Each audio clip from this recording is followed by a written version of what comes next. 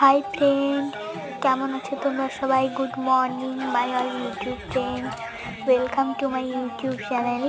তোমরা যদি কেউ আমার ইউটিউব চ্যানেলে নতুন হয়ে থাকো তাহলে লাইক করো, কমেন্ট, সাবস্ক্রাইব করে দাও। তো আজকে আমরা চলে এসেছি রায়পুরের ইস্কন মন্দির দেখার জন্য। দেখো কি সুন্দর মন্দিরটা। প্রথমেই একটা ভিডিও বানিয়ে নিয়েছি তোমাদের সাথে শেয়ার করার জন্য। কি সুন্দর ভাবে কারুকার্য করা আছে। ঠাকুরটাকে তোমরা দর্শন করে নাও। কি সুন্দর দেখো, এখানে নানা রকমের ফুল, শাকসবজি লাগানো আছে। ফুলের বাগান আছে। গাঁদা ফুল আছে। এই ফুলটির নাম আমি জানি না, তোমরা কেউ জানলে কমেন্ট করো। দেখো এখানে কি শাক আছে একটা, ওইদিকে বাঁধাকপি লাগানো আছে।